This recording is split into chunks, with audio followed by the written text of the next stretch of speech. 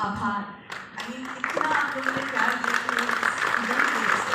आपको पैशन लेकर यही मोटिवेशन है हम सबके लिए। So thank you for that. मैं यहाँ पे कोने में बैठी हुई थी और मैं इतना पैशन और एंथुसियाज्म देख रही थी आप सबके अंदर, हेल्थ को लेकर के, कम्युनिटी हेल्थ को लेकर के। वो अपने आप में ही वाकई में बहुत ही बड़ा एक आप बोल सकते हो एक मोटिवेशन है हम सबके लिए। जो यहाँ पे लिखा हुआ था ना, 1 टीम 1 गोल लेट्स ग्रो। सो वही है हम लोग का motivation, let's grow. Not only business से लेकिन हेल्थ से भी आप कैसे बढ़ सकते हो आगे करें। सो मैं डॉक्टर स्वाति शुक्ला और आई एम इनोवेशन और साइंस को रिप्रेजेंट कर रही हूँ यहाँ पर as a team. Thank you. So basically अगर देखा जाए तो मैं एक टीम हूँ जो यहाँ पर रिप्रेजेंट कर रही हूँ स्टेज की इस तरफ, और अगर मैं बोलूँ स्टेज की उस तरफ एक और टीम है आप सब।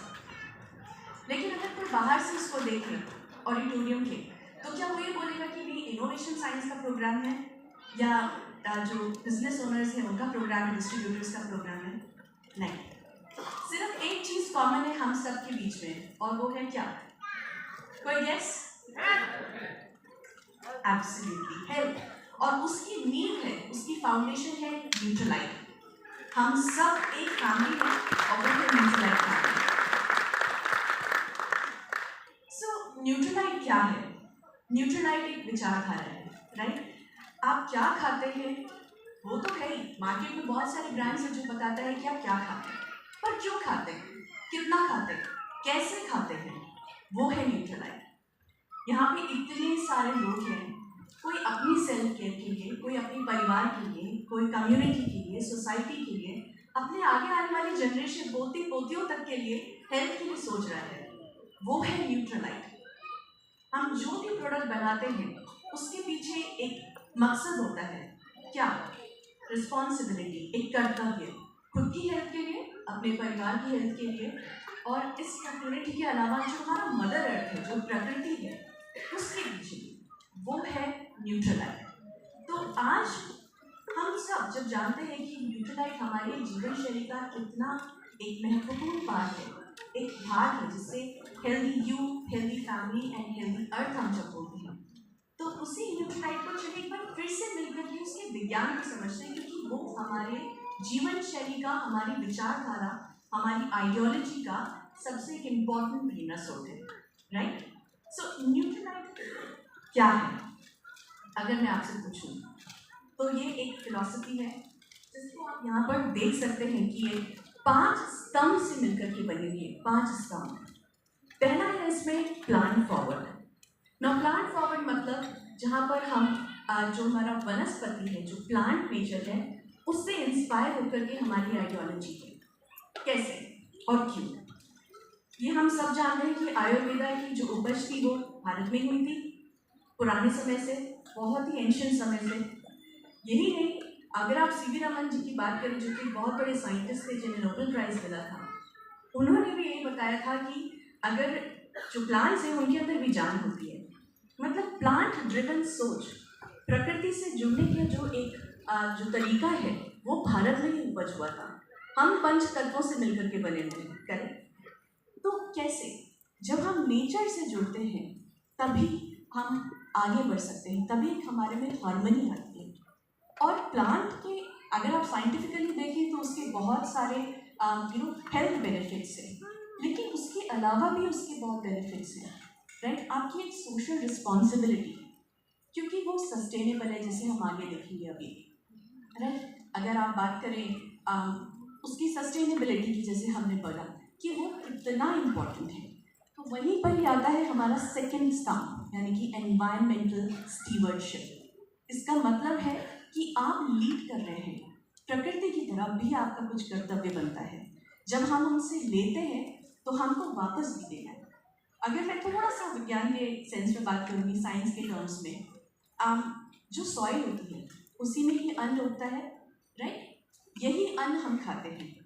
लेकिन अब तो स्टडीज बता रही हैं कि जो सॉइल है, जो मिट्टी है, उसके अंदर भी 60 से 70% और इनफैक्ट कुछ माइक्रोन्यूट्रिएंट्स, विटामिन और मिनरल 90% तक सॉइल से खत्म हो चुके हैं। क्यों? क्योंकि हम ले रहे हैं। हम में से कितना लोग हैं, या आगे हम बाहर दुनिया की बात करें, कितना लोग सोच रहे हैं कि हमें उसको रिटर्न भी करना है हमारी मदर नेचर को। तो ये हमारा कर्तव्य है। और न्यूट्रलाइट की फिलॉसफी, जो ये एक लिस्ट है गाइडलाइंस की, प्रिंसिपल्स की, ये हमको यही ड्रिवन करती है, मोटिवेट करती है कि जब आप कुछ लेते हैं तो आप उसको रिटर्न भी कीजिए, सो दैट आप खाली अपने लिए नहीं, आप अपने आगे आने वाले जनरेशन के लिए भी इंश्योर करें कि उनकी प्लेट में भी उतना ही हेल्दी खाना हो, उनका शरीर उतना ही हेल्दी हो। अब इसके बाद अगर हम बात करें हमारा तीसरे स्तंभ की, वो है safe and pure. Now safe and pure की अगर हम बात करें तो आप जानते हैं कि जो न्यूट्रलाइट है वो एक न्यूट्रास्यूटिकल कंपनी, राइट? आपका एक वो ब्रांड आता है, बट ये ब्रांड से ज़्यादा है, एक आइडियोलॉजी है। नाउ जो न्यूट्रास्यूटिकल होता है उसको हमारे इंडिया में रेगुलेट करता है food safety and standards authority of India, यानी FSSAI। नाउ FSSAI की अगर आप लिस्ट खोल कर देखेंगे तो वो भी आपको बताएंगे कि उसके अंदर भी कुछ आर्टिफिशियल कलर्स, प्रिजर्वेटिव्स अलाउड है फूड में डालना। लेकिन न्यूट्रलाइट की अगर आप गाइडलाइंस की बात करें तो वहाँ पे उसमें भी मनाही है। आप किसी भी प्रकार का आर्टिफिशियल कलर्स और प्रिजर्वेटिव्स नहीं डाल सकते हैं। आप जो ले रहे हैं वो प्योर फॉर्म में होना चाहिए, राइट? That is purity. और उसकी सेफ्टी के भी जो भी स्टैंडर्डाइज्ड टेस्ट होते हैं उसको फॉलो करना चाहिए। देन हम बात करते हैं बैलेंस प्रोफाइल। इसका वेरी इफेक्टिव एग्जाम्पल अगर मैं आपको दूँ, NG Daily+। NG Daily+ की अगर हम बात करें तो उसमें आपने देखा है कि जो हमारी Indian council of medical research है, ICMR, उसने हमें RDA दिया होता है, राइट? कि कितने आपके माइक्रोन्यूट्रिएंट्स उसके अंदर जाने चाहिए ना। इसी वजह से बैलेंस प्रोफाइल होना ज़रूरी है।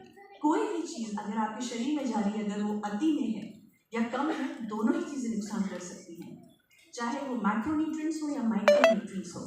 इसीलिए बेहतर क्लेम्स या दुनिया को दिखाने के लिए कि हम कितने सुपीरियर हैं, उसका ये तरीका नहीं है कि किसी के हम इम्बैलेंस क्रिएट करें, किसी के शरीर में हम गलत प्रकार से न्यूट्रिएंट्स या इंग्रेडिएंट्स उसको डाल करके या उसको दे करके।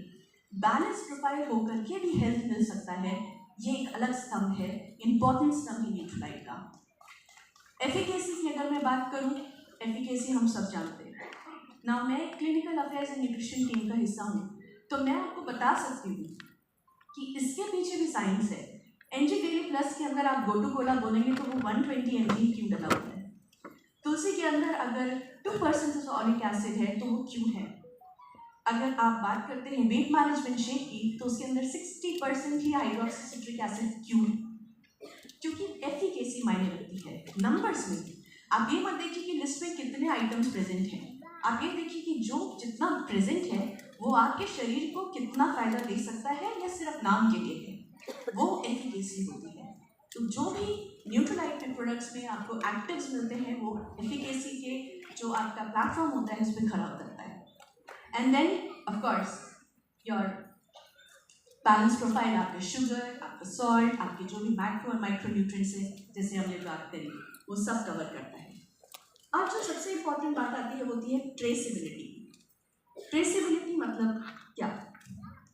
मैं अगर आपको बोलूँ कि मेरे पास अभी नागपुर के ऑरेंजेस है जो मैं आपको 1000 रुपीज़ केजी में दूंगी, आप में से कितने लोग खरीदेंगे उसको? क्यों? आप बिलीव कर लेंगे अगर मैं बोलूँगी क्या पता वो मेरे गार्डन में होगा और मैं बोलूँ कि वो नागपुर के ऑरेंजेस है, या मैं बोलूँ कि मेरे पास हिमाचल के एप्पल्स है? कैसे आप बिलीव करेंगे कि जो आप 1000 रुपीज़ या आप जो 1200 रुपीज़ केजी का सेब ले रहे हैं वो वाकई में उतना वर्थ है भी कि नहीं?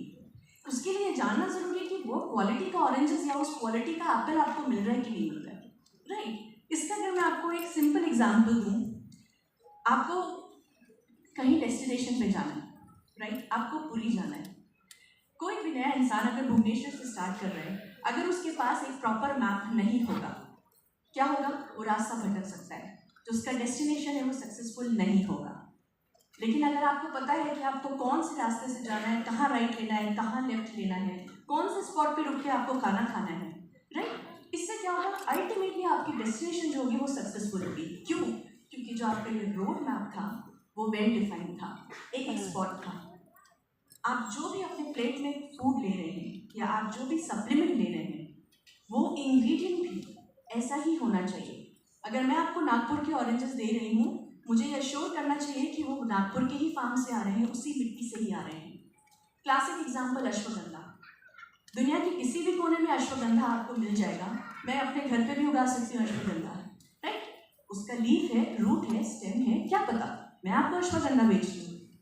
बट अश्वगंधा की अगर आपको बेनिफिट लेने हैं तो उसके लिए ज़रूरी है कि आपको जो उसका जो सबसे इम्पॉर्टेंट पार्ट है रूट, उसी के अंदर से जो बेस्ट क्वालिटी का एक्टिव इंग्रेडिएंट होता है विथिनोलाइट्स, वो आपको मिले। अब वो आपको हर जगह नहीं मिल सकता है। 160 से ज़्यादा स्पीशीज होंगी अश्वगंधा की। आप कैसे अश्योर कर सकते हो कि वो अश्वगंधा जो आपको मिल रहा है वो राइट है? हम लोग जो अश्वगंधा यूज़ करते हैं वो नीमत, एक एमपी का छोटा सा बॉर्डर है उधर गाँव में, वहाँ पर मिलता है, जहाँ पे मिट्टी सूखी होती है, गर्म होता है बहुत ज़्यादा, रूट अंदर तक जाती है गहराई तक डीपली, और उसकी वजह से वहाँ पे सबसे maximum amount of active ingredient मिलता है। तो आप जो अश्वगंधा ले रहे हैं, अब आपको पता है कि वो नीमत से आता है, एमपी से। मैं आपको अगर बेचूंगी नागपुर के संतरे, मुझे अश्योर करना चाहिए कि मैं आपको दिखाऊं कि वो नागपुर से ही आ रहा है, हिमाचल से ही सेब आ रहे हैं। ये ट्रेसेबिलिटी होती है। इसलिए मैंने उल्टा शुरू किया कि 9 स्टेप प्रोसेस होता है। आपकी प्लेट में जो आता है वो कहाँ से शुरुआत होता है से लेके आपकी प्लेट तक कौन कौन सी जर्नी वो करके आया है, ये इंश्योर करता है ट्रेसेबिलिटी, जो एक इम्पॉर्टेंट एस्पेक्ट है न्यूट्रलाइट का। और उसकी वजह से सस्टेनेबिलिटी की अगर मैं आपको एक आम डेफिनेशन बताऊं, उसका मतलब क्या है? उसका मतलब है आप ये अश्योर कर रहे हो कि जो खाना आपकी प्लेट में प्रेजेंट है वो सेम खाना आगे आने वाली जनरेशन्स की प्लेट में भी प्रेजेंट होगा। अगर वो प्रेजेंट होगा तो वही है सस्टेनेबिलिटी। सस्टेनेबिलिटी कैसे आ सकती है? जब आप रिसोर्सेज का सही इस्तेमाल करेंगे, राइट। आप रिसोर्सेज को वेस्ट नहीं करेंगे, उसका इफेक्टिवली यूज़ करेंगे, और यही सस्टेनेबिलिटी का ध्यान रखा जाता है हमारी न्यूट्रीसर्ट प्रॉपर्टी के थ्रू। ना न्यूट्रीसर्ट एक तरह का सर्टिफिकेशन है। इस सर्टिफिकेशन में क्या होता है? इसके दो पार्ट्स हैं। एक आपका हो गया न्यूट्रीलाइट, दूसरा होगा आपका इकोसर्ट। ओके, ना न्यूट्रीलाइट का न्यूट्री एंड इकोसर्ट का सर्ट। न्यूट्रीलाइट हमारी खुद की गाइडलाइंस, और इकोसर्ट एक France based auditing authority agency है जो ऑडिटिंग करती है और ये अश्योर करती है कि न्यूट्रीलाइट के बेसिस पे जितने भी पैरामीटर्स हैं उस पर कोई भी जो भी काम कर रहे हैं, जैसे हमारे 6000 एकड़ का फार्म है, वहाँ पर वो सारी चीज़ें फॉलो हो रही हैं। और अगर 6000 एकड़ के अलावा भी हम लोग नहीं उगा पाएंगे इधर, अगर आपको अश्वगंधा चाहिए उसके लिए हमें प्रॉपर्ली उसी गाँव का चाहिए, तो वहाँ पर उन फार्म्स की ऑडिटिंग होती है थ्रू न्यूट्रीसर्ट, जहाँ पे ये देखा जाता है कि वहाँ का माहौल, वहाँ के गर्म टेम्परेचर, क्लाइमेट, वहाँ की मिट्टी उस क्रॉप के लिए इफेक्टिव है कि नहीं, और उस बेसिस पर ही आपको सबसे बेस्ट किस्म का ही एक्टिव इंग्रेडिएंट मिले। इसकी वजह से ये करते हैं। और इसके अलावा सिर्फ यही नहीं, फार्म्स नहीं देखा जाता है, सोशल एस्पेक्ट भी देखा जाता है, राइट, कि वहाँ पे चाइल्ड लेबर नहीं हो रहा है, वहाँ पे किसी भी प्रकार का जो एम्प्लॉयज़ है उनका एक्सप्लॉयटेशन नहीं हो रहा है, उनको अब्यूज़ नहीं किया जा रहा है, वो एस्पेक्ट भी देखा जाता है। एंड ऑफकोर्स इकोलॉजिकल, वो किस प्रकार का ऑर्गेनिक फार्मिंग कर रहे हैं, वो पेस्टिसाइड्स यूज़ नहीं कर रहे, वो फर्टिलाइजर्स यूज़ नहीं कर रहे हैं। इनफैक्ट उनके आसपास के जो खेत है वहाँ पर भी फर्टिलाइजर्स का इस्तेमाल नहीं हो रहा है। दिस इज न्यूट्रीसर्ट। और इन सब का एक वर्ल्ड क्लास एग्जाम्पल है आपका मदरी manufacturing plant, state of art facility, जो न्यूट्रीलाइट का नीड मान करके आगे बढ़ता है।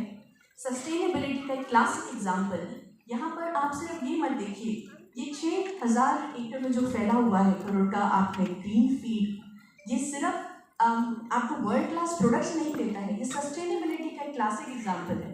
अगर मैं आपको दिखाऊं, इसमें जो भी एनर्जी यूज़ होती है उसमें 50% एनर्जी आती है सिर्फ और सिर्फ विंड पावर से। वो लाइट्स कहीं जनरेटर से नहीं यूज़ करते, 50% वो वहाँ पे विंड एनर्जी का यूज़ करते हैं। मदुरई एक ऐसी जगह है जहाँ पर ये प्लांट है, वो सूखी जगह है, वहाँ पर पानी की बहुत दिक्कत है, proper rain water harvesting system है वहाँ पर, जहाँ पे एफिशिएंटली रिसोर्सेज का यूज़ करके सस्टेनेबिलिटी को ध्यान में रख करके एक प्रॉपर आपको एक इफेक्टिव क्वालिटी का इंग्रेडिएंट आपकी प्लेट पर आता है ना। इसी के साथ मैं ख़त्म करूँगी। ये एक छोटा सा एक रिकैप था, हम सब जानते हैं इसके बारे में, लेकिन ज़रूरी है इसको समझना, इसको दोहराना, क्योंकि यही आइडियोलॉजी है जिसको लेके हम आगे बढ़ेंगे। So thank you so much.